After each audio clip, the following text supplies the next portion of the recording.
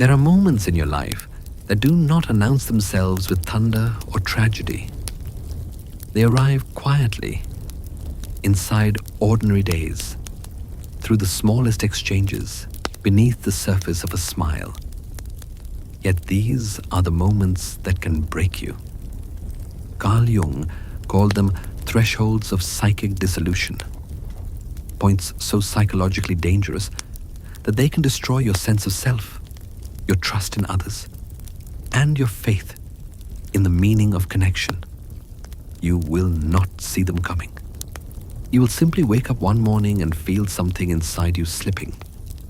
The light you used to give so easily now feels heavy. The empathy that once made you human now feels like your greatest vulnerability. You begin to wonder, how do people survive this? This is not weakness. It is initiation. Jung believed that certain souls, those who feel too deeply, who sense what others cannot, are forced to face 3 deadly moments in life. Moments when empathy itself becomes the battlefield. You will recognize them not by chaos, but by silence. Not by hatred, but by the slow erosion of your own boundaries.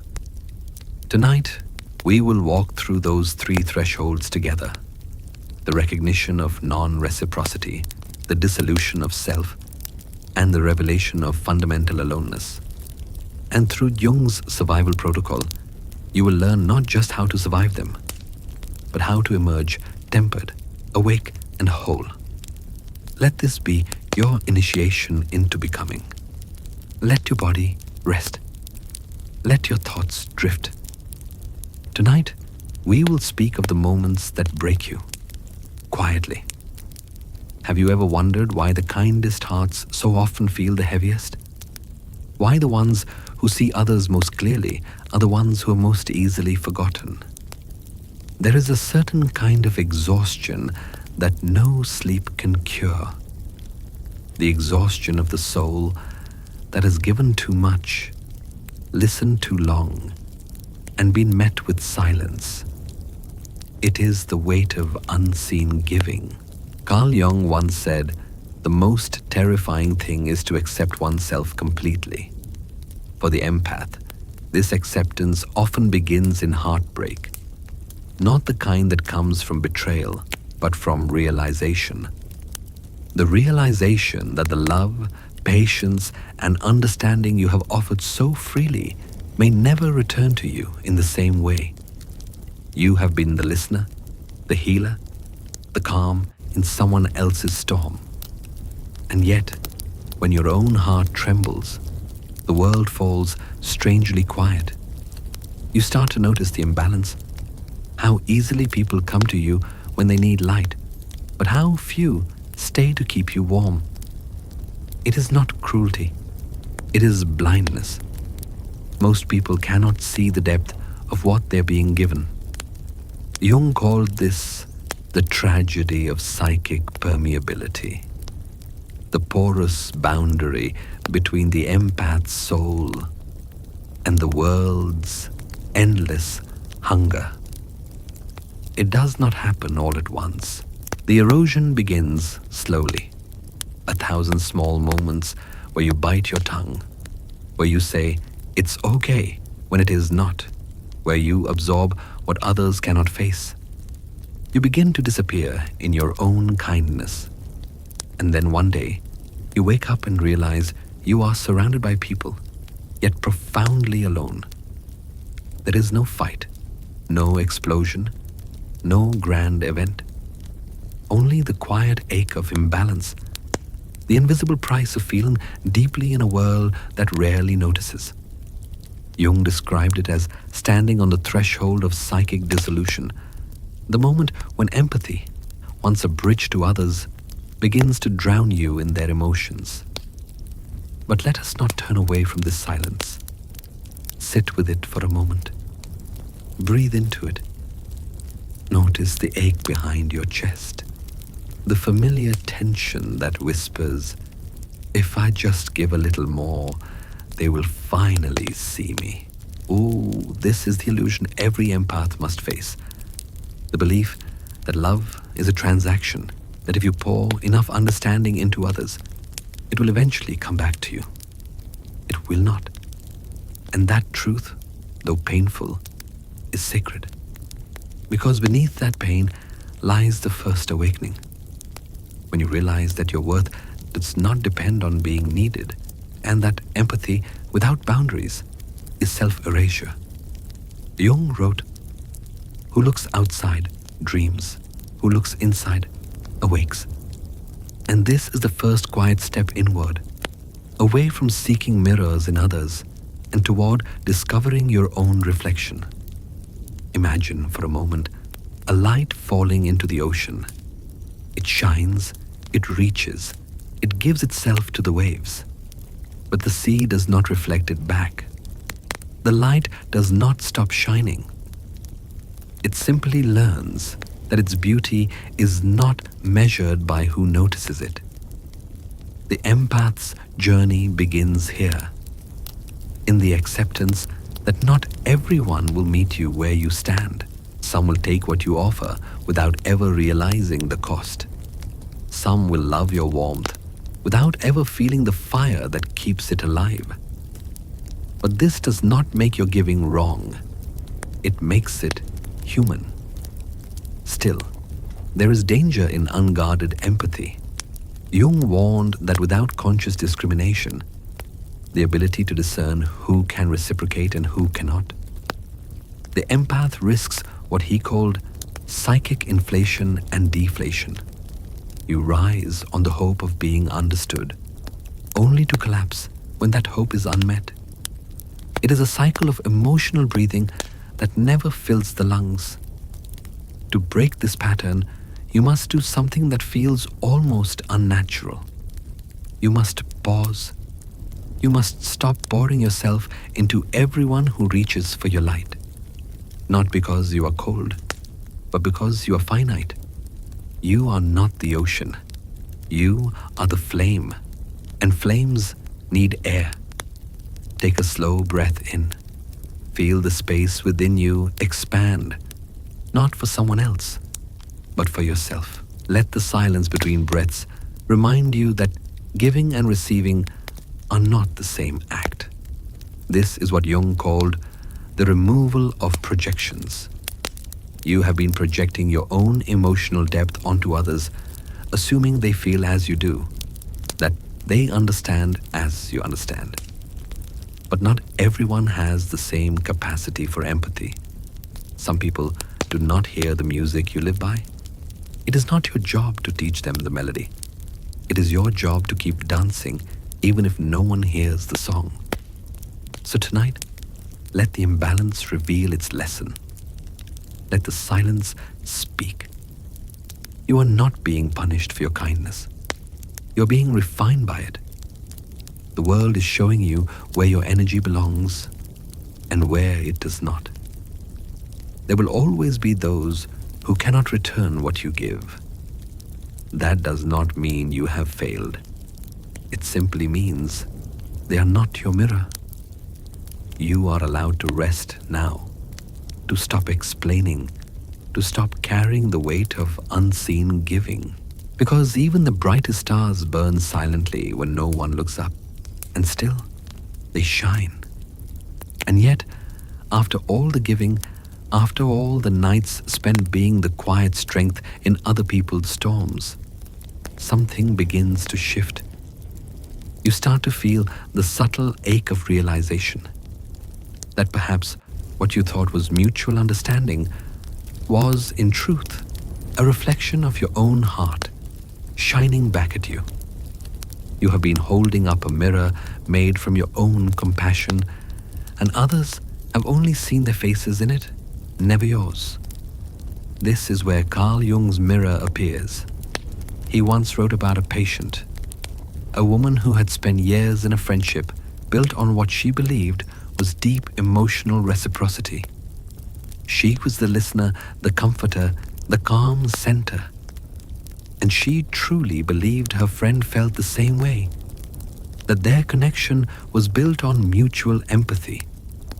But one day, when life finally pressed too hard and she reached out for help, her friend turned away. There was no cruelty in it, just a quiet absence, a quick change of subject, a silence that said more than words ever could. In Jung's journals, he described her revelation as devastating, a collapse of an inner world. She told him, "I thought she saw me. I thought she understood." And Jung, listening quietly, recognized this as a critical moment, what he called the removal of projection. You see, projection is not always about what we dislike in others. Sometimes it is about what we most beautifully believe. We project our own capacity for depth, empathy, and understanding onto the people we love, assuming they feel as we do, that they care with the same intensity, that they listen with the same reverence. It is not arrogance, it is innocence. It is the natural belief that others share the same emotional language. But one day, that mirror cracks. And when it does not shatter loudly. It breaks in silence. The shattering is internal.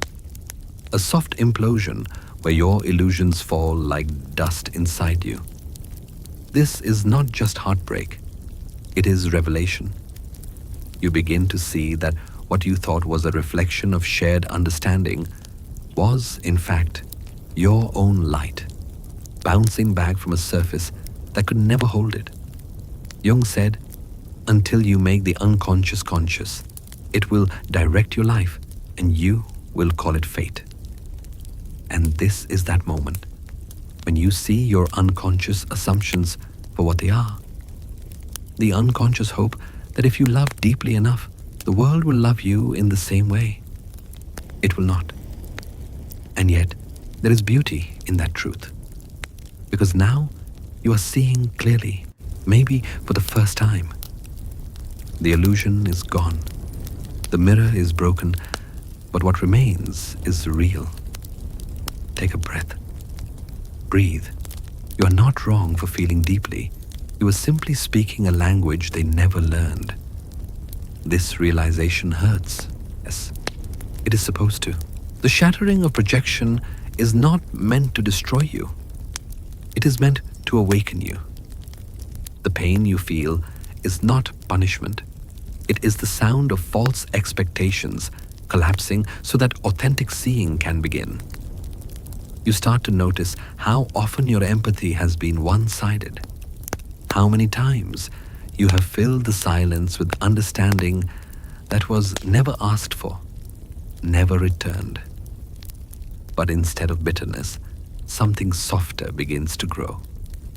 Discernment, awareness, the quiet strength that comes when you stop demanding mirrors and start accepting reflections for what they are. Jung compared this process to seeing through water for the first time.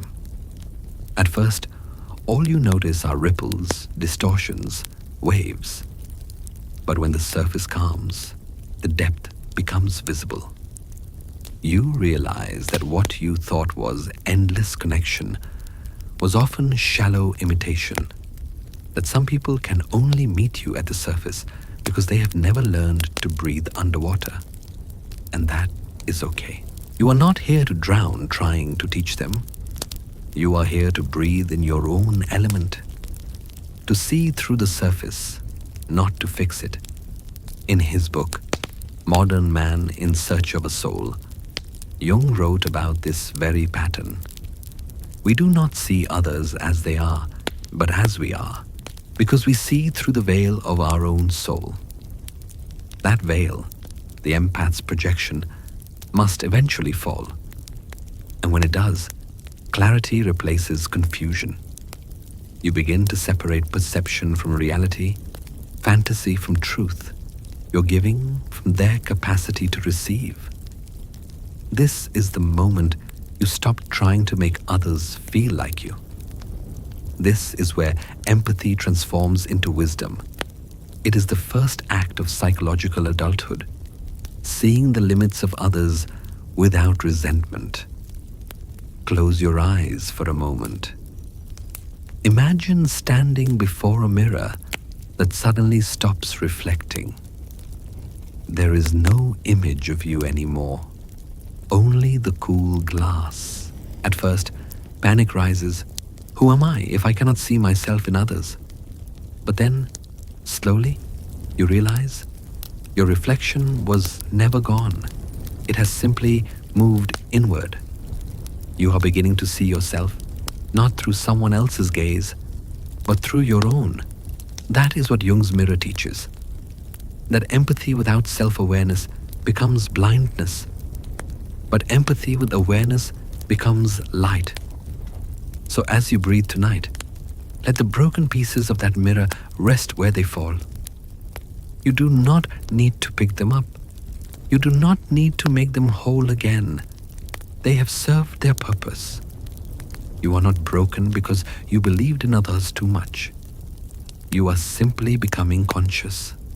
And in that consciousness lies your freedom. The quiet liberation of seeing clearly and still choosing to love. Not because others were reflected back, but because it is your nature to shine. Remember Jung's words. The privilege of a lifetime is to become who you truly are. And this shattering of illusion is where that privilege begins.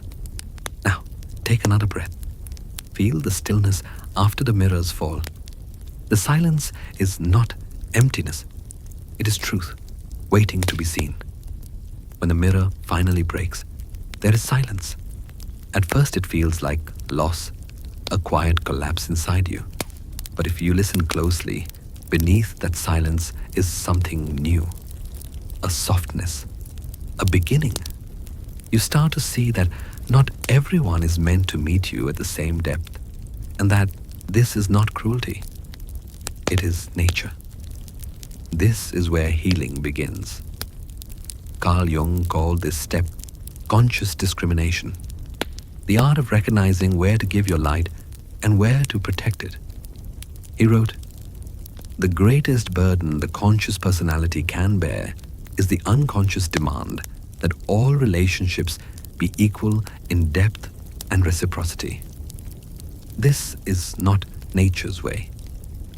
It sounds simple, but for the empath, this is one of the hardest lessons to learn. You have been conditioned to believe that love means giving endlessly, that compassion should have no boundary, that understanding must always be offered. But what Jung discovered through decades of observation was that empathy without discernment is self-destruction. Not all ground can grow life, and as he put it, you cannot plant orchids in desert soil. Pause for a moment and picture that. You are the gardener. Your empathy is the seed. The soil is the human soul before you. Some earth is fertile, rich, receptive. Other ground is dry, cracked, unable to hold what you give. The wise gardener does not hate the desert. They simply plant elsewhere. This is what conscious discrimination truly means. Not judgment, not bitterness, but clarity. The ability to see where your energy will flourish and where it will be lost. You may still give, but give where life can return to you. Take a breath here. Feel the relief of that truth. Notice how it softens the edges of your exhaustion. You are allowed to be selective. You are allowed to protect what is sacred within you. In Jung's own language, this practice was an act of individuation, the process of becoming whole by integrating awareness. When you discern with consciousness, you step out of unconscious identification with others. You stop confusing the emptiness with your purpose. There is peace in that separation. For too long, you may have believed that being spiritual, being kind, being good, meant being endlessly available. But Jung would remind you that differentiation, the recognition of boundaries, is not the opposite of love. It is the foundation of real connection. Think of it this way. The sun shines on everything, but not everything grows. Some things are not ready. Some things are not meant to. The sun does not dim itself. It simply continues its course, knowing the seasons will decide what blooms. So too must you. This is the spiritual maturity that comes after the breaking of projection. The moment when you stop taking others' incapacity personally. You no longer ask, why can they not love me the way I love them? Instead, you whisper, they love as they can, and I must give where my light is truly seen. That shift changes everything. The bitterness fades. The need to fix or to prove dissolves. You begin to accept what Jung called the diversity of psychic capacity. That people stand at different stages of development, and to expect equality and empathy is to fight the laws of nature. He observed this in his patients again and again. The ones who survived emotional burnout were not those who stopped caring, but those who learned to care wisely.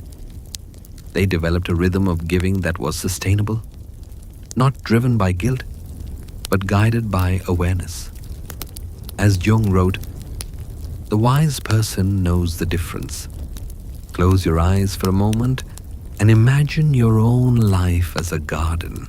See the people around you as different kinds of soil. Some are moist and fertile, ready to nourish the seeds you offer. Others are dry, unable to receive, no matter how much you pour. In the past, you may have tried harder, watering the desert with your tears, hoping something might bloom. But deserts are not meant for orchids. They have their own quiet beauty, the resilience of survival, the sculpted silence of stillness. But they are not your home. The world doesn't need you everywhere, only where you can bloom. Say that again in your mind. Let it settle like warm air in your chest. The world doesn't need you everywhere, only where you can bloom. This is not selfishness. It is self-respect. When you practice conscious discrimination, you begin to reclaim your empathy as a gift instead of a wound. You no longer chase reciprocity in barren places. You stop mistaking emotional unavailability for a test you must pass. You begin to redirect your care toward those who can meet it with presence. And when you do, something changes inside you. The exhaustion lifts. The quiet resentment that once clung to your kindness begins to fade. In its place grows peace, the kind that does not depend on being understood, but on being true to yourself. Jung described this as the movement from inflation and deflation, the swinging between overgiving and despair into balance. You no longer rise and fall on other people's responses. You remain centered in your own soil. So tonight, let this be your quiet practice. Before you give, pause. Before you reach, breathe. Ask yourself, is this soil alive? Can what I give here return to me in some way? In gratitude, in growth, in shared presence? If the answer is no, do not give less love. Give it elsewhere. It takes courage to do this, to walk away from dry ground, to stop trying to make barren places bloom. But in time, you will see. This is how empathy becomes sustainable. This is how you honor both your depth and your limits. You do not need to shine in every room. You do not need to be the healer in every story. You only need to be where your light can truly live. So breathe deeply now. Feel the warmth of your own heart returning to you. The world is vast, and somewhere out there, the right soil is waiting. The people who can see you, who can meet you, who can water your spirit as you have watered theirs. They exist. You just have to stop scattering your seeds in places that cannot receive them. And when you finally do, when you begin to plant wisely, to give consciously, you will notice something extraordinary. Your garden will start to bloom again. The colors will return. The balance will return. The peace will return. Because this is the secret Jung left for those who feel too deeply. That empathy, guided by awareness, does not drain you. It nourishes you. And in that nourishment, you begin to grow. Quietly, beautifully, and without apology. You have learned slowly how to give only where life can return to you. You have felt the peace of planting in the right soil, the relief of no longer scattering your energy into emptiness. But healing, like everything in Jung's world, moves in spirals, not straight lines. Because once you stop overgiving, another truth begins to rise from the silence. If you are not what others need you to be, then who are you? This is the beginning of the second threshold, the slow, quiet exhaustion of always becoming someone else. Take a breath. Imagine standing in a long, dimly lit corridor lined with mirrors. Each mirror reflects a different version of you. The friend who always listens, the colleague who never says no, the child who makes peace, the partner who keeps things calm. You walk past each one, feeling both recognition and distance. Every reflection looks like you, but none of them feels like home. This is the shapeshifter's weariness, the fatigue of constant adaptation. Carl Jung called this the persona, the mask we wear to face the world. In 2 essays on analytical psychology, he wrote, "The persona is a complicated system of relations between individual consciousness and society. Fittingly enough, a kind of mask, designed on the one hand to make a definite impression upon others, and on the other to conceal the true nature of the individual. You have spent years perfecting this mask. It has protected you, helped you survive, helped you belong. You have learned to read every room, to become what each person needs until you vanish. There is a strange kind of safety in being liked by everyone. It feels like connection, but it is actually containment. You learn how to adjust your tone, your smile, even your opinions, just enough to stay within the comfort zone of others. But deep down, a question begins to echo. If they only love the version of me that pleases them, do they love me at all? This is not vanity. It is the existential hunger of the self to be seen. Jung believed that one of the greatest dangers to the human psyche was over-identification with the persona. When the mask becomes fused with the face, the real self, the ego in its authentic form, begins to dissolve. He wrote, "The persona is a semblance, a 2-dimensional reality to be distinguished from the 3-dimensional person. You can perform kindness, perform confidence, perform empathy. But the performance, no matter how flawless, cannot replace presence.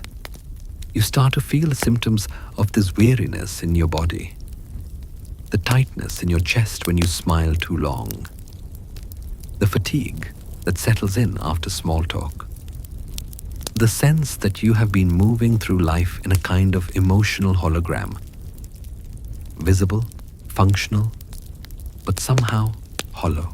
Jung once said, "The shoe that fits one person pinches another. There is no recipe for living that suits all cases. And yet, you have been trying to wear everyone's shoes, to fit every situation, to carry every expectation, until your own shape has blurred into 1,000 fragments.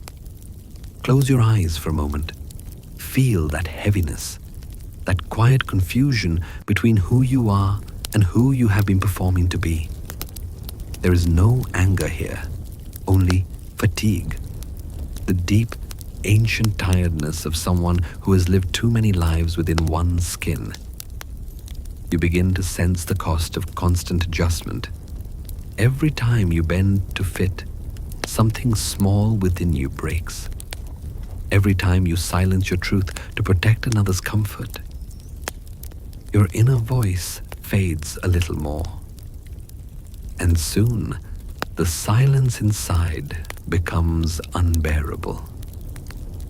It is here, in this stillness, that you start to notice the gap between presence and performance. The person others see, articulate, calm, composed, and the person you meet in the mirror at night, the one who wonders, if they take away all the roles I play, who would be left standing? That question is not rhetorical, it is sacred, because asking it means you are awakening. You are beginning to feel the pressure of individuation, the process Jung described as becoming one's own self. It is not about rejecting the world, but about meeting it from your center rather than your masks. The challenge, however, is that the persona does not fall away easily. It is made of habits, obligations, memories of approval. It is made of survival. When you start to remove it, even gently, you might feel naked, vulnerable, uncertain, exposed. You may even grieve it. After all, this shape-shifting self has helped you belong. It has kept you safe. But belonging, bought with self-erasure, is not belonging. It is dependency. So tonight, as you breathe, allow yourself to feel the ache of all the faces you have worn. Do not rush to strip them off. Just notice them. Each one tells a story of love, of fear, of adaptation.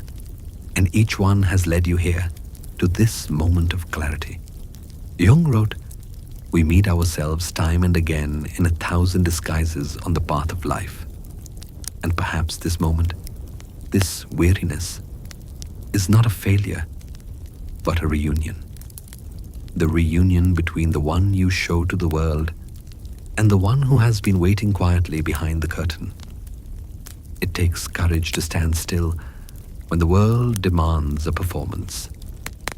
It takes even more to let yourself be seen without one. But this is the only way back to your authentic center, to stop performing empathy and start embodying it. You may not yet know who you are without the masks. That is okay. For now, it is enough to admit that you are tired. Tired of editing yourself to fit. Tired of being the peacekeeper, tired of managing other people's emotions while neglecting your own. In that weariness lies the first whisper of freedom. Because when exhaustion becomes unbearable, something within you finally says, enough. And that enough, whispered quietly in the dark, is not resignation. It is the beginning of remembering. Remember this as you rest tonight. The self you are trying to find has never left you.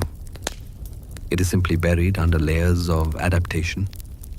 And every moment of awareness, every sigh, every pause, every breath uncovers it a little more. So breathe deeply now. Let the mirrors fade. Let the reflections soften until only one remains. The one that looks back at you with quiet knowing. You are still here. And that, as Jung would say, is the beginning of individuation. The slow, sacred return to the person you were before the world told you who to be. You have stood before the mirrors long enough. You have seen the 1,000 faces you have worn. The helper, the peacekeeper, the listener, the strong one. You have felt their weight, their usefulness, and their quiet exhaustion.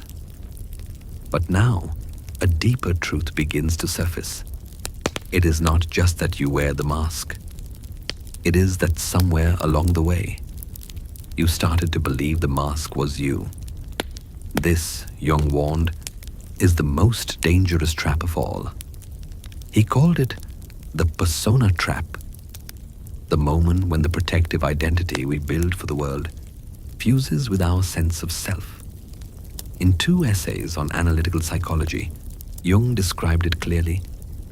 The persona is that which in reality one is not, but which oneself, as well as others, think one is. At first, the persona is necessary. It allows us to function, to connect, to adapt. It is the polite smile in public, the voice of reason in conflict, the professional composure that helps us survive. But the danger begins when we start mistaking this social performance for the entirety of who we are. You have spent years refining that performance, becoming reliable, calm, likable, the one who never causes waves. You have built your life around maintaining harmony, and yet, deep inside, a quiet voice asks, when did I stop being real? Jung wrote that the ego dissolution, the breakdown of authentic selfhood, begins not in chaos, but in adaptation. It begins when the outer image becomes so strong that the inner voice fades. The more we invest in the mask, the less we recognize the face beneath it. Sometimes the bravest act is to remove the smile that keeps you safe. Take a breath. Feel how simple and heavy that sentence is. For the empath, the thought of disappointing others, of being misunderstood, feels almost unbearable. You have built your identity around being what others need. But Jung would tell you, that is not individuation. That is imprisonment. He once warned, the world will ask you who you are, and if you do not know, the world will tell you. It is a haunted truth. The world loves the version of you that serves its needs. The endlessly kind, endlessly available, endlessly accommodating self. But what happens when that performance becomes too tight? When it starts to suffocate the living, breathing person underneath? Imagine a lake at dawn. The water is still and a mask floats upon its surface. Smooth, smiling, undisturbed. Beneath it lies your true face, quiet and waiting, unseen by the world, unseen even by you. The mask has been there so long that it feels like your skin. But deep below, something stirs. The authentic self, longing to breathe again. This is what Jung himself lived through after his break with Freud. For years, Jung had built his identity around their collaboration. He admired Freud, depended on his approval, shaped his ideas to maintain the bond. In his memoir, Memories, Dreams, Reflections, Jung confessed that after their split, he entered a profound crisis. Not intellectual, but existential. He wrote, I was seized by an overwhelming depression. I no longer knew who I really was or what I stood for.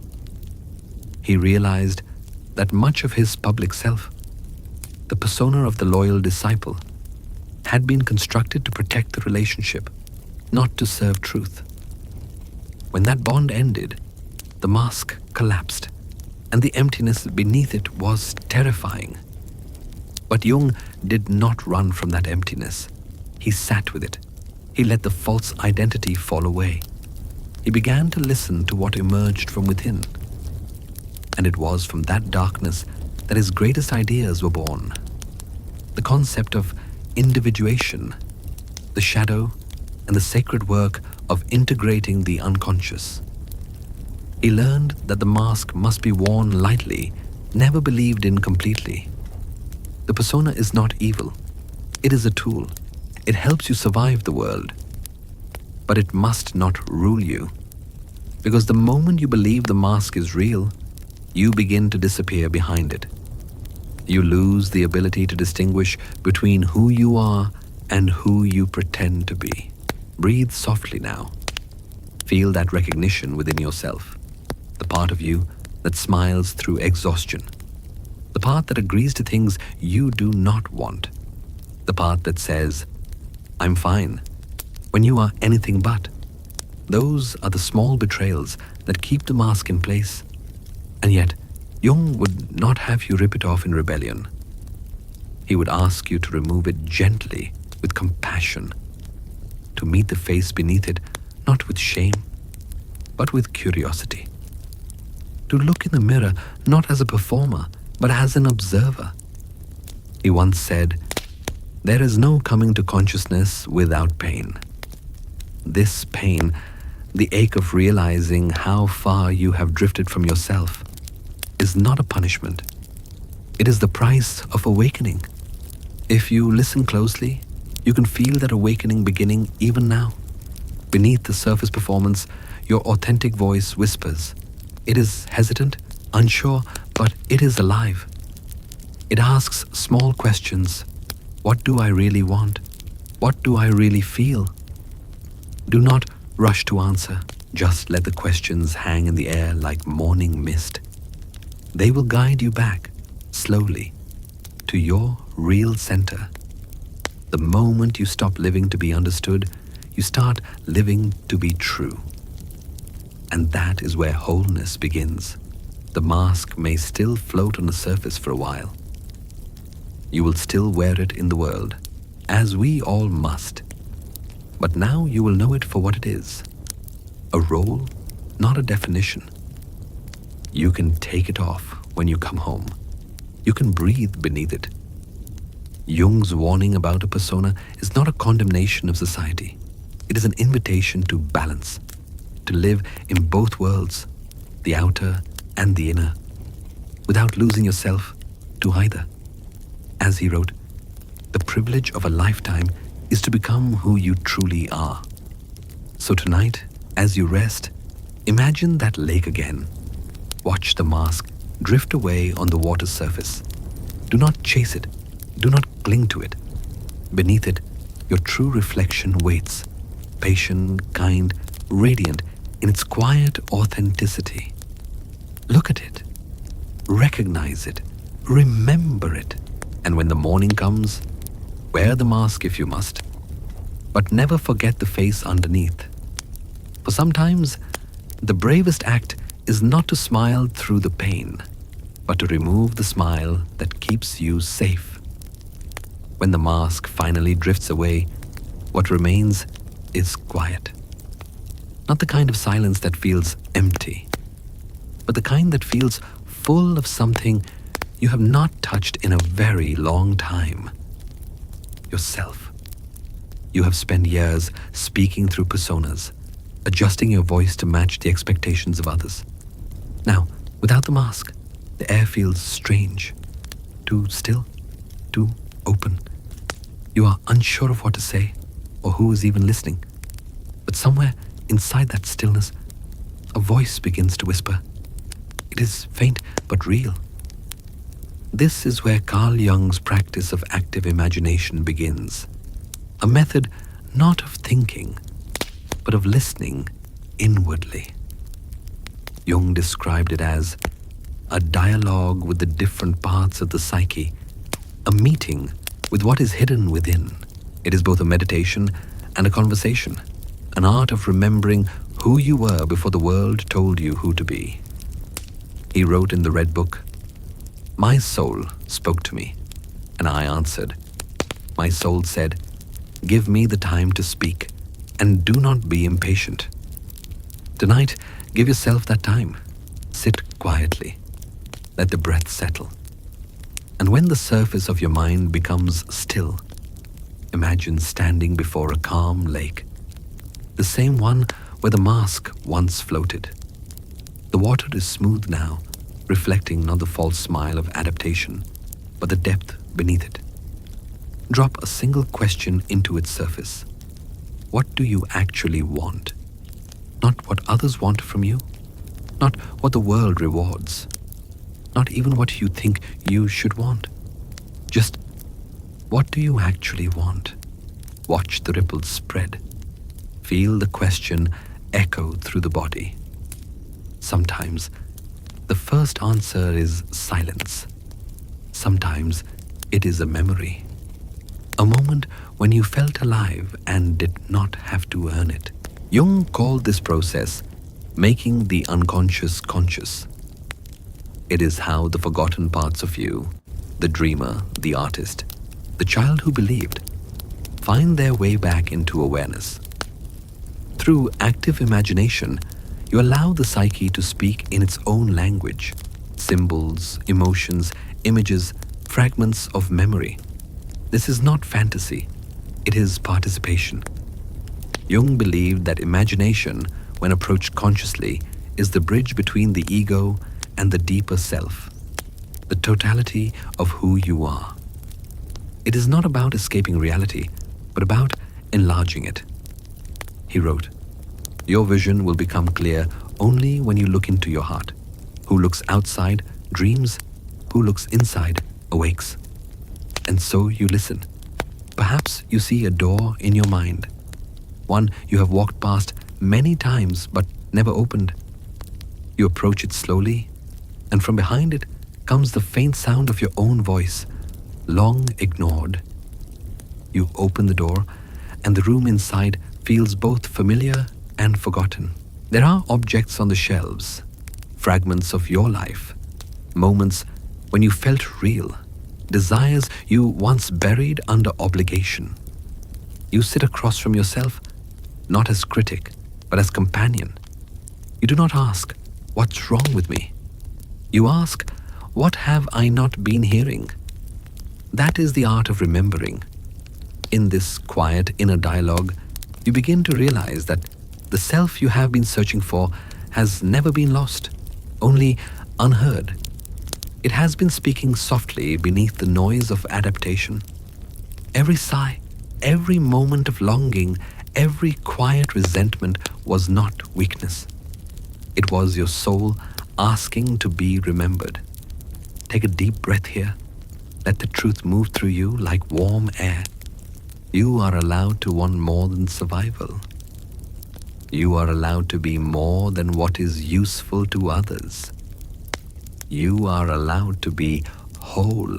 Jung used to guide his patients through the same practice, asking them to visualize their inner figures, the neglected child, the wise elder, the inner critic, the creative soul, and to speak with them not as illusions, but as living voices within. Through these conversations, fragments of the psyche began to reunite. He described this process as a psychic reconciliation.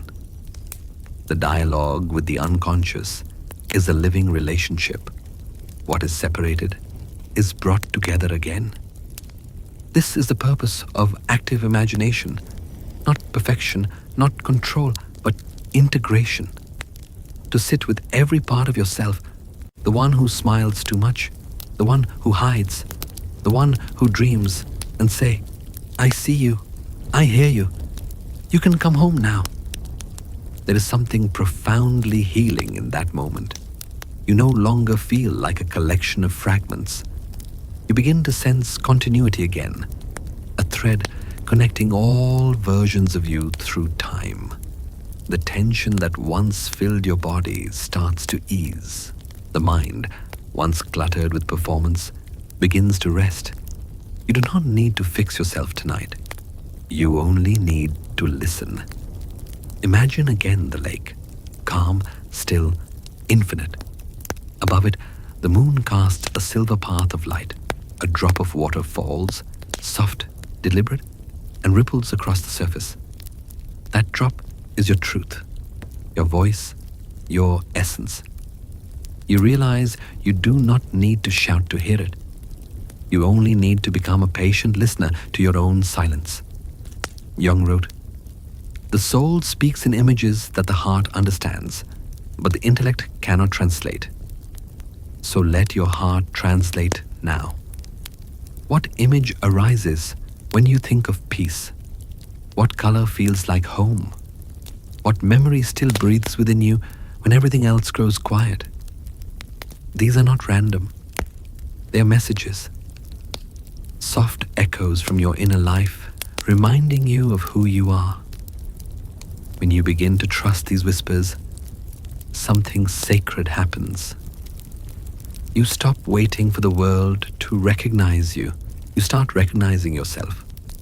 The loneliness that once haunted you begins to shift into solitude, a space that is not empty, but alive.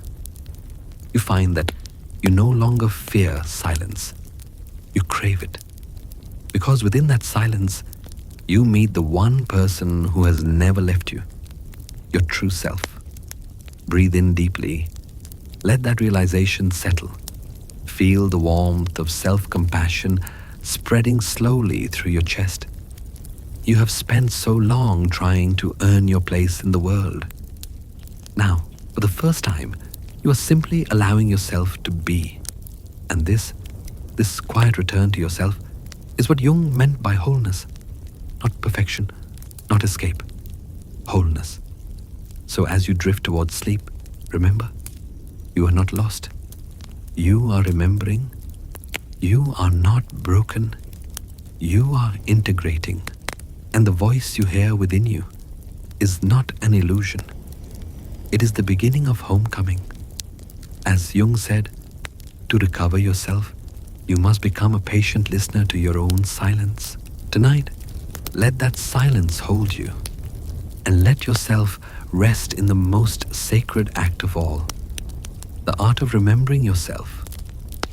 After the quiet work of remembering yourself, there comes a stillness that feels different. It is not the peace of resolution, but the calm that follows a deep awakening. You begin to live more honestly, more inwardly. You hear your own voice again. You start to recognize your real needs, your limits, your truth. But soon, another realization arrives, subtle at first, then sharp like a cold wind through an open window. You notice that even as you grow more authentic, even as you love more deeply and speak more honestly, there remains a distance no one can cross. And that distance is consciousness itself. Jung called it the unbridgeable gap between souls. It is not a failure of love or empathy. It is the nature of existence. Each of us lives within the boundaries of our own inner world, our own field of awareness. No one, no matter how close, can ever fully enter it. Even in love, there is a wall made of consciousness. You can reach across it with your words, your touch, your understanding, but you will always feel the invisible glass between you and the other. Transparent, yet impenetrable. Pause for a moment and feel this truth in your own life. Remember someone you have loved deeply, selflessly. You've tried to show them who you are, to give them everything you feel. But even then, there were moments when they looked at you and did not truly see you. When you spoke, and your words did not land where they were meant to. When your pain or joy could not be mirrored back with the same depth.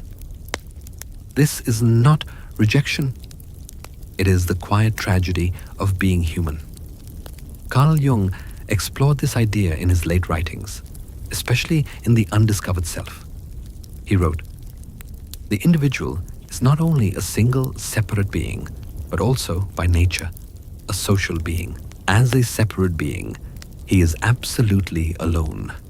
And the more conscious he becomes of his own nature, the more this aloneness reveals itself. To become conscious, to wake up, is to feel the wall between worlds. The more aware you are, the more clearly you sense that others cannot see the world exactly as you do. It is like standing at night on opposite sides of a river. You can see each other. You can wave. You can call across the water. You can even throw messages in bottles. Your stories, your feelings, your dreams. But no matter how strong the current of connection, your feet still rest on separate banks. For empaths, This realization is especially painful. You have spent your life crossing emotional distances, tuning yourself to others' moods and needs, believing that deep understanding can bridge any gap. You have built your sense of worth on your ability to feel what others feel, and now you are asked to accept the unbearable, that no matter how much you care, you will never fully know another soul, nor will they ever fully know you. There is a kind of existential sorrow in this, not despair, but a soft, aching recognition. Jung did not see this as a flaw in human nature. He saw it as a law of consciousness. Every psyche is its own cosmos, vast and self-contained. And like galaxies, we may come close, our gravitational fields may intertwine, but we never merge entirely. He wrote in Mysterium Conjunctionis, "The meeting of two personalities is like the contact of two chemical substances. If there is any reaction, both are transformed." Transformation, yes. But fusion? Never. Because to truly merge with another, one of you would have to disappear. And love, Jung believed, was never meant to erase, only to illuminate. So tonight, if you feel that distance, even with the one you love most, let yourself feel it fully. Do not run from it. It is not proof that something is wrong. It is proof that you exist. The gap between souls is not a punishment. It is the sacred boundary that keeps each consciousness unique. It is what makes your inner world yours alone. Your dreams, your fears, your strange, beautiful way of seeing. Imagine again the two souls standing on opposite banks of the river. The night is quiet. The moonlight rests gently on the water between them. They do not try to cross. They simply stand there, each holding a lantern, and the light from both sides meets in the middle, shimmering across the current. That light, that meeting across the gap, is connection. Imperfect, incomplete, but real. Jung understood this paradox deeply. He wrote, "Loneliness does not come from having no one around you, but from being unable to communicate the things that seem important to you." And yet, he believed this loneliness was necessary, because only in solitude can you meet your own soul fully, without translation, without compromise. This is where the beauty of consciousness lies, in its separateness. Without that distance, there would be no self to love, no other to reach for. Still, when the night grows quiet and you feel that unbridgeable gap, it can hurt. It can make you wonder if love is ever enough. But perhaps love was never meant to fill the gap, only to light it. So breathe, feel the ache of being known only in part, and let it soften you. This is not the end of intimacy. It is its beginning. Because when you stop trying to merge completely, you start to truly see the other as they are. Not as your mirror, not as your reflection, but as their own mystery. Jung often said that true relationship begins when two people stand apart, yet turn toward each other with full awareness. He called this the union of opposites. A connection that honors difference, not denial. It takes maturity to love this way, to say, "I cannot fully understand you, but I will stay close anyway." It is the love that doesn't demand perfect empathy, but offers presence. The love that knows how to say, "I see the wall, and still I reach across, and maybe that is enough."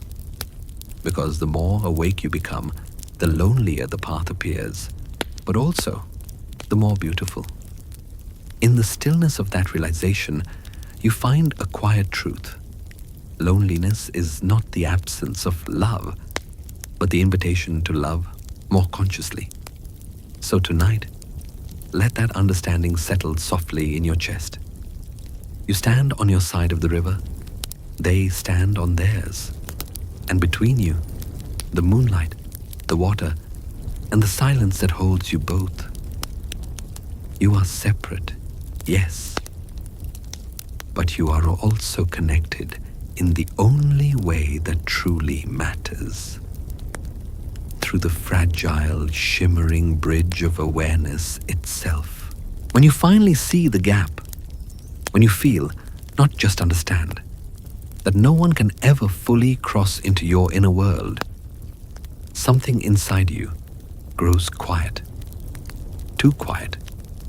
At first, this silence feels sacred. After all, you've spent years trying to be understood, bending yourself into shapes that others could hold, searching for mirrors in faces that could never truly reflect you. Now, standing on your side of the river, you realize maybe solitude is safer. Maybe it's better to stop reaching. You start to believe, if no one can understand me, why stay open? This is the beginning of what Carl Jung called psychic withdrawal, a slow, subtle turning away from life. Not physical isolation, but psychological retreat. The heart closes its doors, one hinge at a time. The mind begins to whisper, why risk it? And the soul, tired of misunderstanding, begins to dim its light just to stop hurting. It doesn't happen all at once. It begins quietly, with the decision to stop sharing the parts of yourself that go unseen, with the choice to nod instead of speak, to say, I'm fine, when you're not, to listen to others' stories while tucking yours deeper into silence. The world still sees you. You still function. But inside, the air starts to thin. Jung warned that this withdrawal is not peace. It is psychic death. In The Archetypes and the Collective Unconscious, he wrote, the soul demands participation. Without relation, it falls ill. The soul, by its nature, is relational. It needs contact, reflection, exchange, even if imperfect. When we withdraw completely, we starve it of nourishment. Imagine a person sitting alone in a dim room. The curtains are drawn, but a thin line of light seeps through the crack between them. They sit there day after day, believing the light outside has nothing left to offer. The air inside feels safe, controlled, predictable, but also stale. That is what psychic withdrawal feels like. You convince yourself you are protecting your sensitivity, your empathy, your depth. You tell yourself you are conserving your energy. But in truth, you are building walls against the very life that could heal you. Jung saw this again and again in his patients, especially those with rich inner worlds. They would come to him after years of giving too much, understanding too deeply, and receiving too little. When they finally reached the breaking point, they withdrew completely. They stopped seeking intimacy, stopped expressing emotion, stopped risking vulnerability.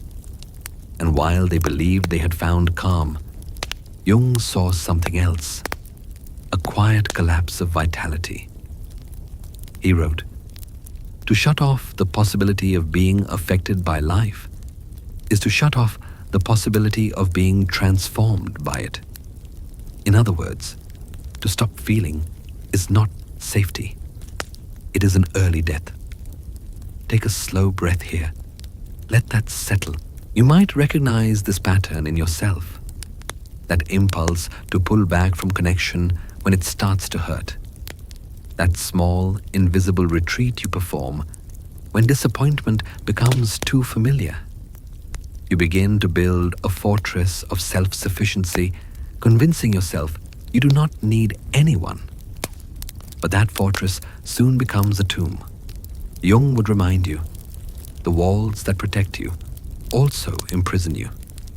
He compared the psyche to a house with many rooms, some bright, some dark, some filled with dust. When you close all the doors to avoid pain, you also seal off the rooms where joy, inspiration, and meaning live. So, what do you do when the temptation to withdraw comes? When life feels too sharp, too indifferent, too unreachable? You begin by doing something paradoxical. You turn inward, but not to hide. You turn inward to keep the fire alive. You remember the truth that Jung discovered in his own darkest hours. The sole purpose of human existence is to kindle a light in the darkness of mere being. That light is not found through isolation. It is found through awareness, through staying conscious even when you want to sleep through the pain. Close your eyes for a moment. Imagine that dim room again, the one with the curtains drawn and the single crack of light.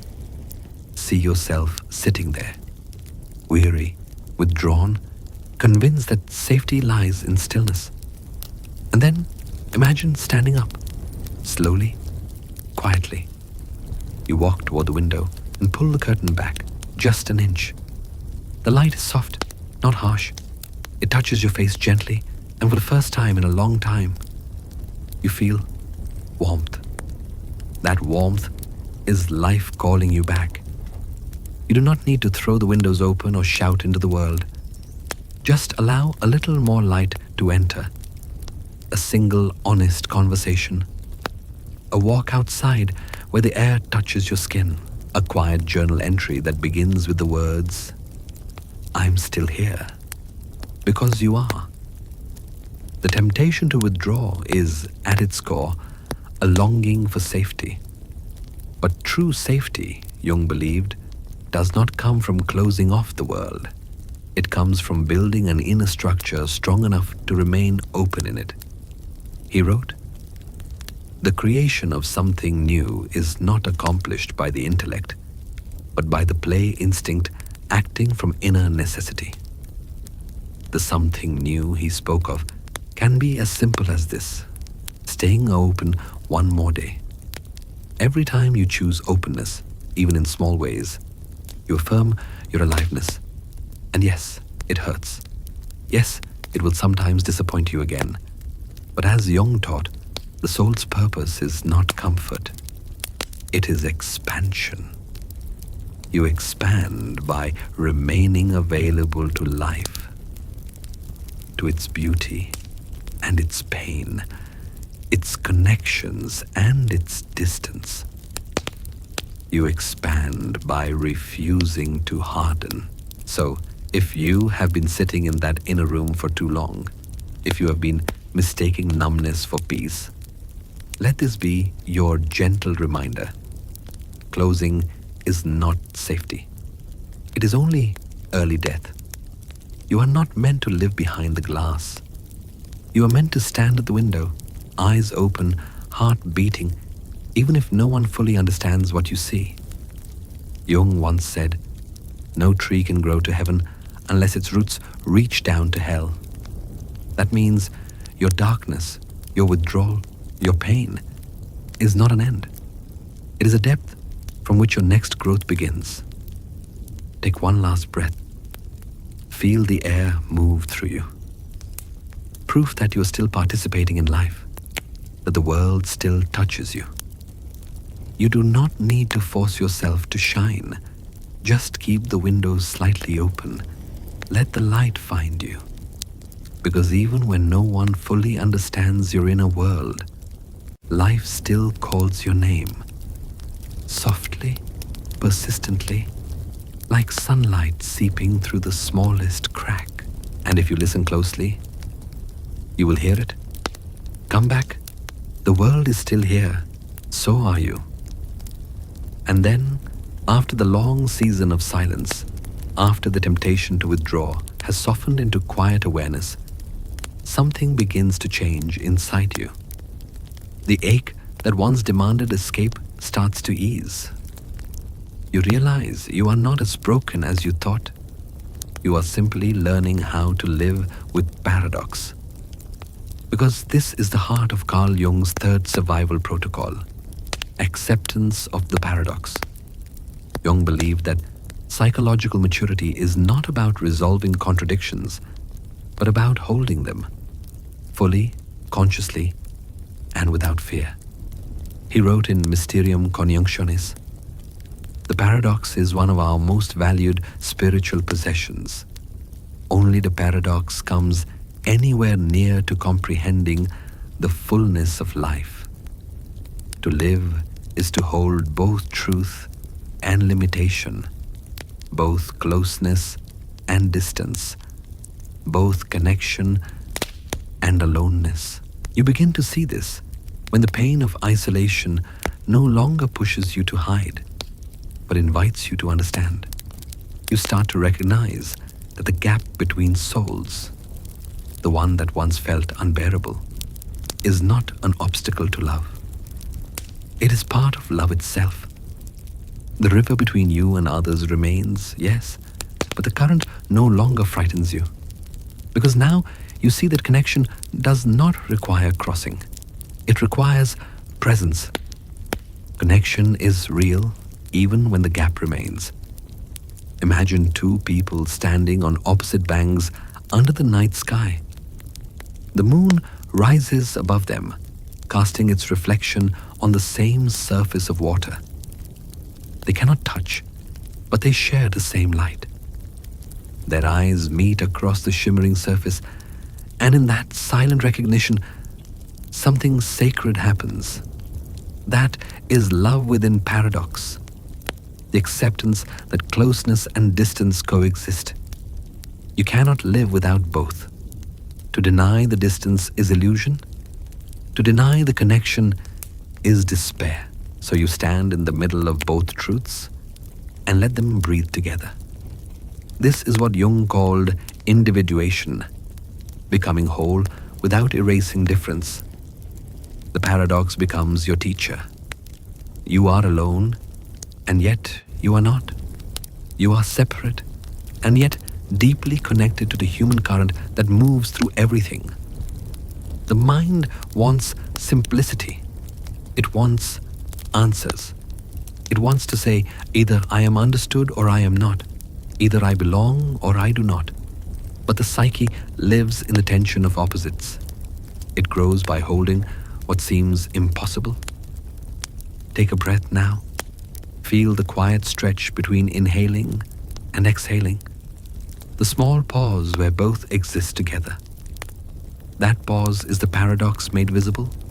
Fullness within stillness, solitude within connection.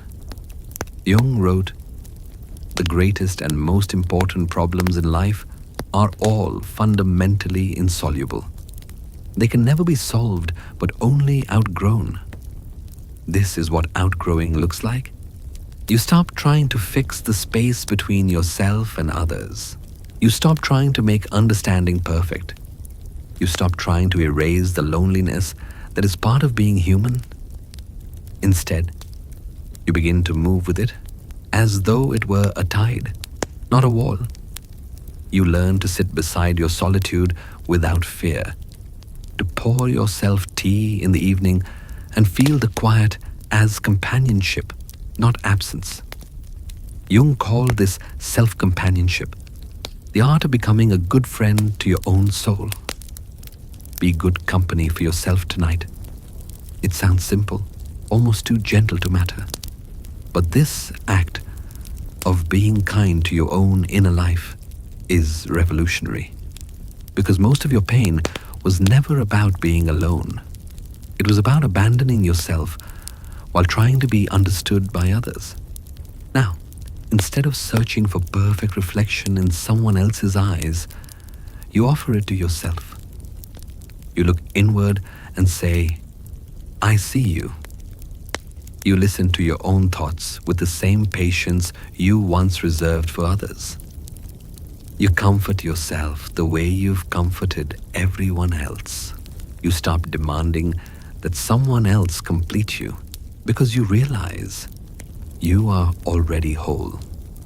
In psychological types, Jung wrote, "Wholeness is not achieved by cutting off a portion of one's being, but by integration of the contraries. Integration means accepting the opposites within you, the part that longs for connection and the part that loves solitude, the part that feels fragile and the part that endures. You begin to notice how peace arrives quietly when you stop fighting for certainty, when you stop asking whether anyone will ever fully understand you, and start marveling at the miracle that anyone understands you at all, even a little. Because even partial understanding is sacred. Even imperfect connection is real. And once you see that, you begin to love differently, not with desperation, but with awareness. You no longer demand that others complete you. You meet them where they are, knowing that both of you are travelers on parallel paths, walking side by side for a while beneath the same moonlight. That is enough. Let that idea sink in. Enough. Enough to share a moment. Enough to be seen halfway. Enough to love without needing to merge. You are not here to dissolve into another. You are here to remain yourself and still open your heart. So tonight, as you lie down, let this paradox cradle you. Feel your breath rising and falling like waves against both shores. There is no need to force harmony. It already exists in the rhythm of your breathing, in the space between thoughts, in the moonlight that touches both sides of the river. You are both connected and free. You're both known and mysterious. You are both alone and accompanied. Jung once said, "The meeting of two personalities is like the contact of two chemical substances. If there is any reaction, both are transformed. A transformation is not fusion, it is expansion. You remain who you are, but wider, deeper, more alive. This is the beauty of paradox. The opposites no longer fight, they dance. And as you rest in that dance, peace begins to arrive, not as an answer, but as a feeling, a soft clarity that says, you will never be fully understood, but you can be fully seen by you." Let those words settle into the space of your breath. Let them become your lullaby. Because the moment you stop trying to resolve the paradox and simply live within it, you return home, to yourself, to life, to the quiet, luminous mystery that holds you even now. And as the night deepens, you finally understand what Jung meant when he said, "I am not what happened to me. I am what I choose to become." Tonight, you are choosing to become whole, not by crossing the river, but by learning to love its reflection. So rest now. Look up at the same moon that others see from their side. Feel its light on your face. You are not alone. You are simply learning to see yourself clearly, kindly, completely, at last. When you finally learn to live within the paradox, to accept both your aloneness and your connection, something begins to settle deep inside. The restless search for perfect understanding fades. The ache for complete reciprocity softens. What once felt like loss now feels like transformation. You begin to see that every collapse, every heartbreak, every silent night of self-questioning was not the end. It was the fire. And though the flames burned fiercely, they did not destroy you. They tempered you. They shaped something within you that could never have been born without the heat. Jung called this kind of transformation the opus contra naturam, the work that goes against nature. The soul does not grow through comfort. It grows through friction, through being broken open and finding something inside that still chooses to love. Think of all the deaths you've endured, not physical, but inner deaths, the ones that changed your shape from the inside out. The first was the death of illusion, when you finally saw that empathy is not always reciprocated, that love does not guarantee understanding. It was the moment you realized that not everyone feels as deeply as you do, and no amount of giving could make them. That death was quiet but shattering, the end of innocence. The second was the death of persona, when you recognized how much of yourself had been built for others.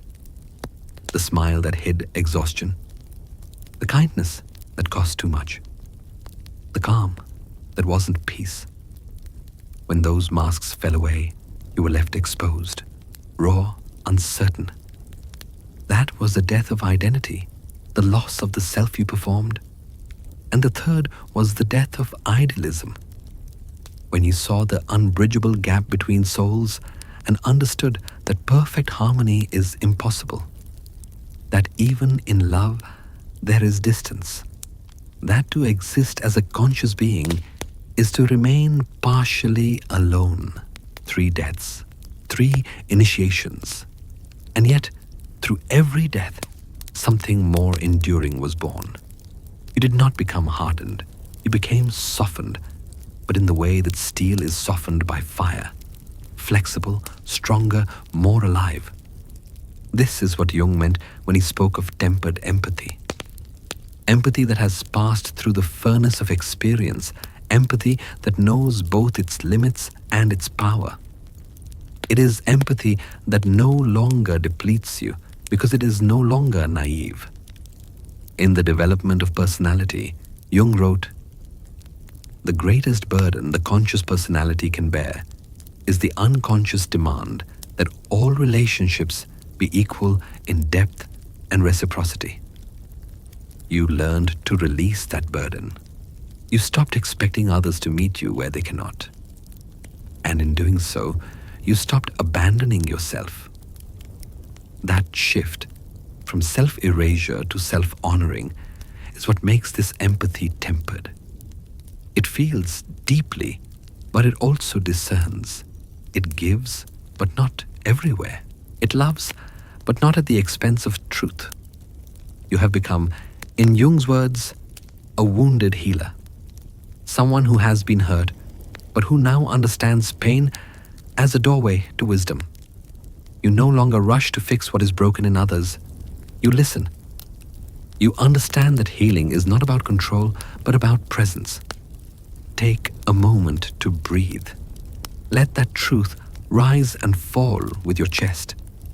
You have walked through all 3 deaths, and you are still here. You have learned that endings are not final. They are invitations. Each time something in you died, something quieter, wiser, more grounded was born. There is gratitude now, not for the suffering itself, but for what it revealed. Jung once said, "There is no coming to consciousness without pain." He was not glorifying suffering. He was describing reality, that awareness demands loss, that to see clearly is to let go of illusions that once kept you safe. You have let go of many things.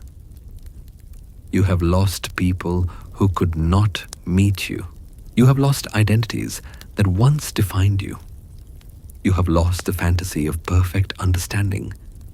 And yet, you have gained something infinitely greater, yourself. Not the self that pleases, or the self that hides, or the self that performs, but the self that simply is. The one that watches with calm eyes, feels deeply without drowning, gives without losing its shape. That is the gift of the fire. It burns away what is false so that what is true can breathe. Think of it this way. When gold is refined, it is not destroyed by heat. The fire only removes the impurities that keep it from shining. The same is true for you. Everything you thought was breaking you was actually refining you. And now, as the flames recede, what remains is clarity, not the sharp clarity of intellect, but the soft clarity of acceptance. You no longer need every answer. You no longer chase closure in every wound. You trust the slow alchemy of time. This is the peace that follows transformation, the exhale after the storm. You start to see the world differently. The same people who once triggered your exhaustion now evoke compassion, not pity. You understand that everyone is carrying their own paradoxes, their own unseen battles. You stop judging their blindness because you remember your own. Your empathy becomes quieter, less about fixing, more about witnessing, less about saving, more about being present. Jung wrote in The Psychology of the Transference, one does not become enlightened by imagining figures of light, but by making the darkness conscious. That is what you have done. You walked through the darkness, not around it, and came out luminous. And now, as you breathe in this calmer air, you realize something profound. You no longer fear the fire. You trust it. You know it will come again, in new forms, new challenges, new losses. But you also know you will survive it. Because the fire is not your enemy, it is your teacher. Every time you are burned, you return softer, humbler, more human. That is what makes empathy powerful. It is not your sensitivity that makes you strong. It is your resilience. The ability to remain open in a world that has disappointed you 1,000 times, to keep your heart alive even when it aches. That is grace. So tonight, as you rest, remember this. Every scar on your soul is proof that you loved, that you risked, that you grew. Each one is a mark of participation in life itself. Let that bring you peace. Because in the end, the fire did not destroy you. It revealed you. And if you listen closely, you can still hear Jung's wisdom echoing softly through the ashes. The privilege of a lifetime is to become who you truly are. You have become that, not despite the fire, but because of it. Now, breathe. Feel the warmth still lingering within you. This is the fire that softened you, the fire that did not end you, but made you whole. And yet, no understanding of transformation would be complete without the man who lived it most completely. For Carl Jung himself walked through a darkness so deep, so consuming, that it almost destroyed him. And yet, it became the very fire from which his greatest wisdom was born. After parting ways with Sigmund Freud in 1913, Jung entered what he later called his confrontation with the unconscious. It was not an academic experiment. It was a descent, raw, unfiltered, and terrifying.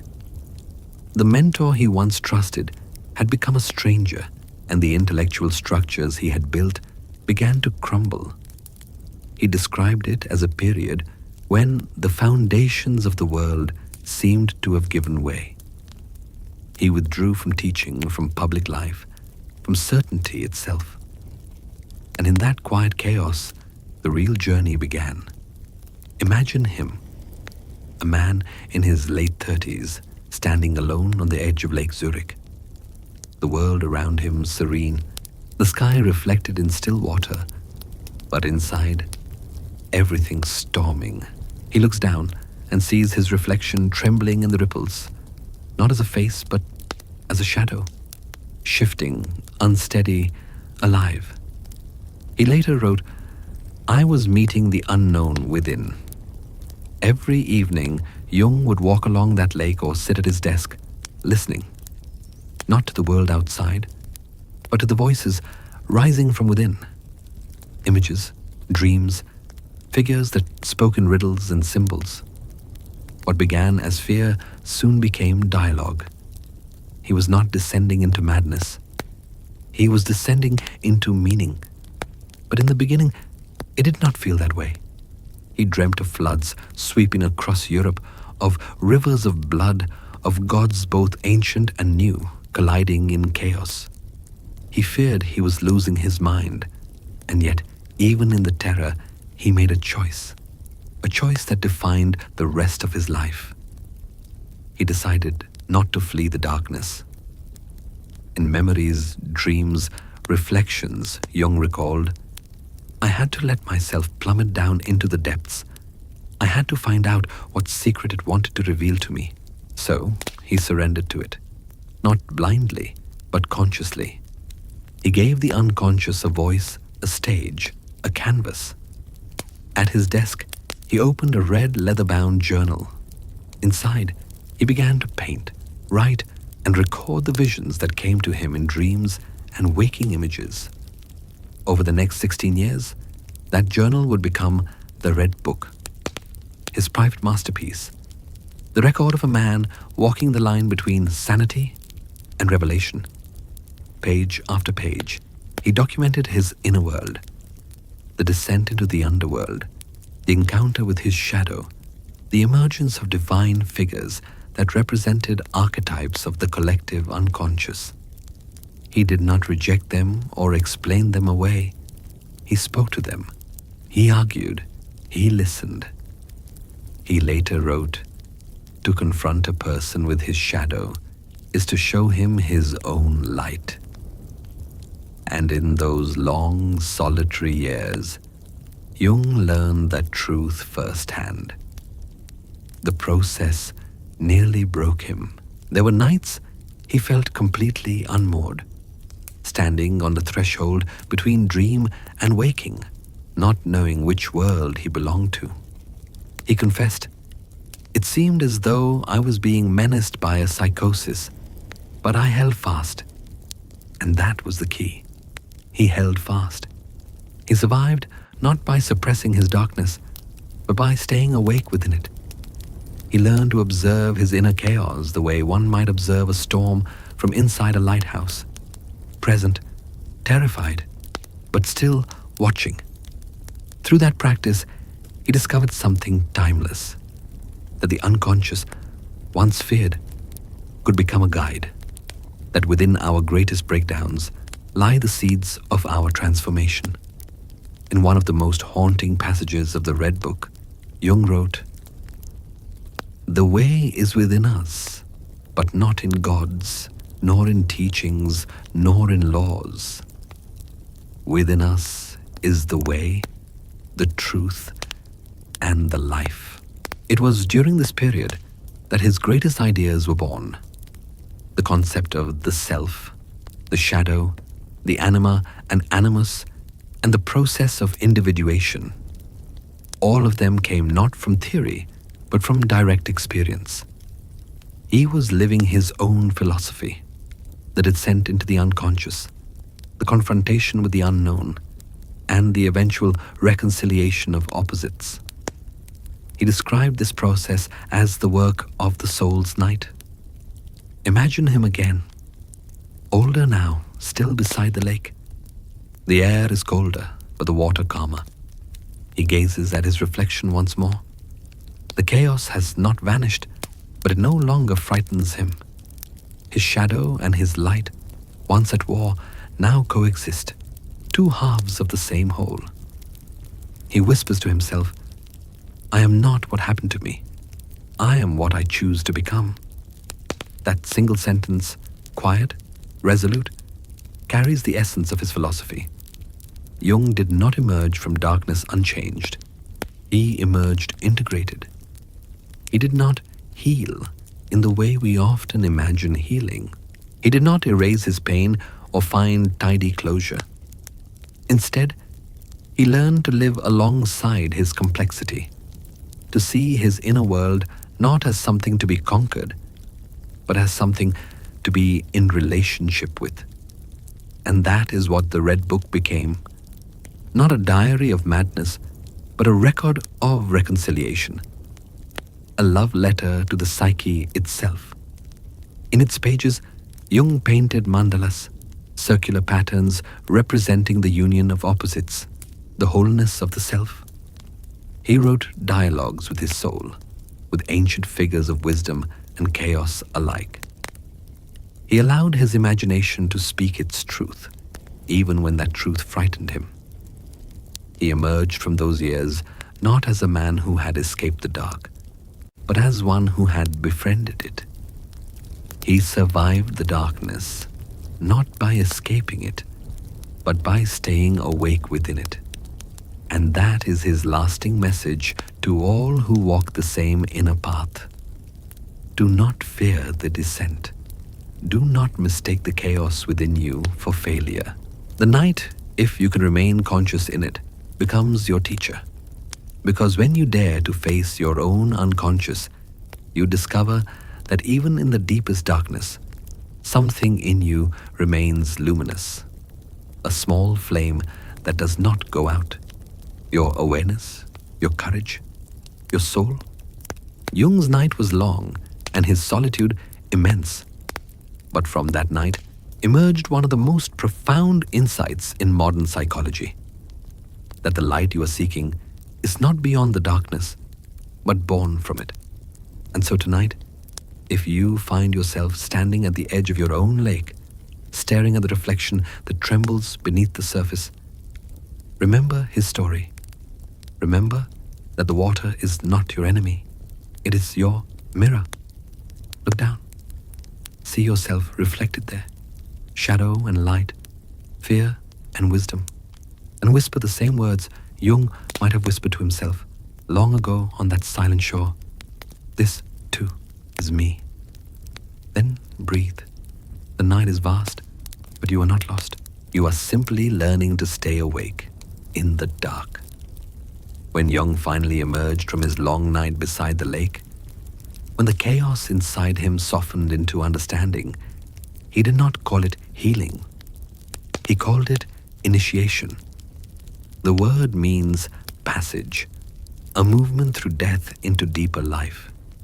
And perhaps that is what you too are experiencing.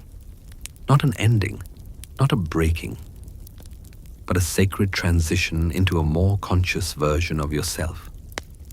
In the quiet after the storm, Jung wrote to a patient who was struggling to make sense of her pain.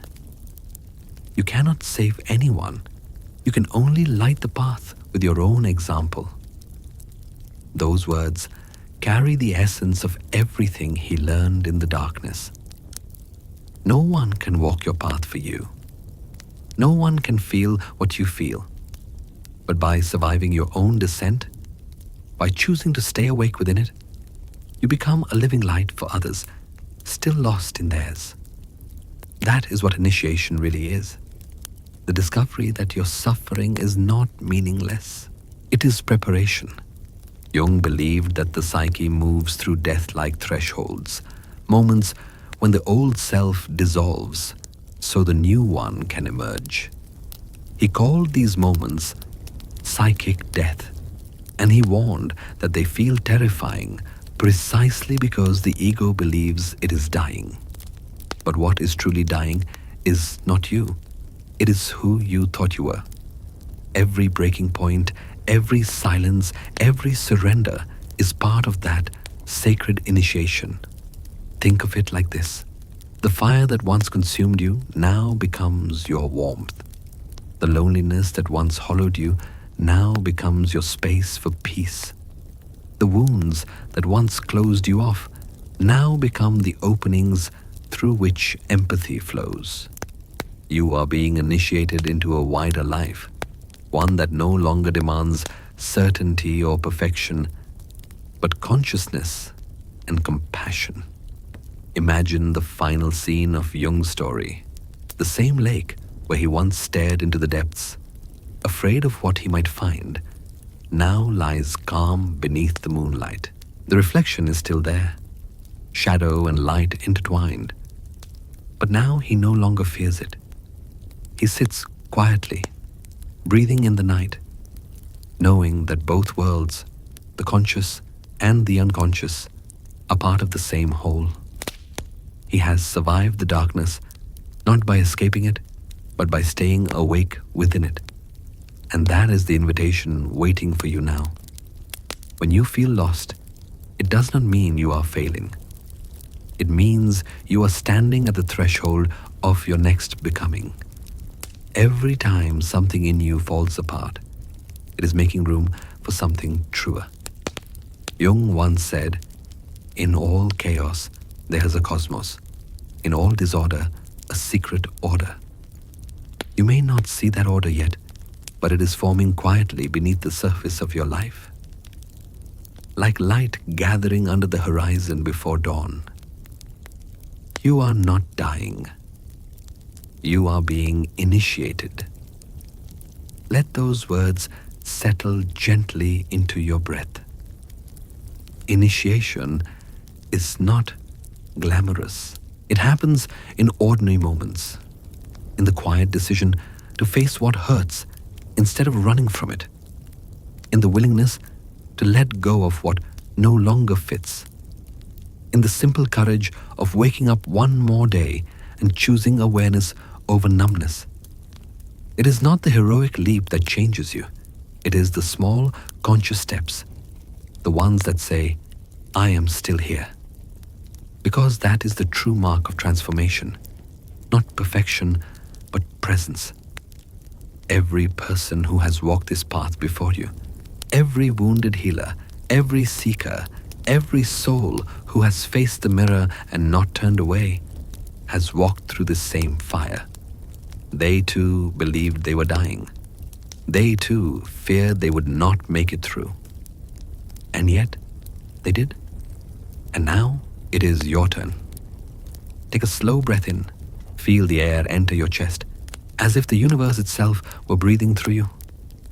Exhale gently. Let go of everything that no longer belongs. This is your initiation, not a ceremony of triumph, but of trust. Trust that you are part of something vast and intelligent, something that uses even your pain to bring you closer to truth. Look back for a moment. Every collapse you've survived, every loss you've endured, has shaped you into someone softer, wiser, and more real. You have walked through illusion, ego, and despair, and each time you emerged more whole. Now, as you sit in this quiet space, you may notice a faint glow, not bright, not blinding, but steady. It is the light you carry after initiation. The kind of light that does not shout, but hums quietly from within, born from the places you once feared to enter. And just like Jung by the lake, you understand now that the darkness was never trying to destroy you. It was trying to introduce you to yourself. Breathe again. You do not have to fix anything tonight. You do not have to prove you've healed.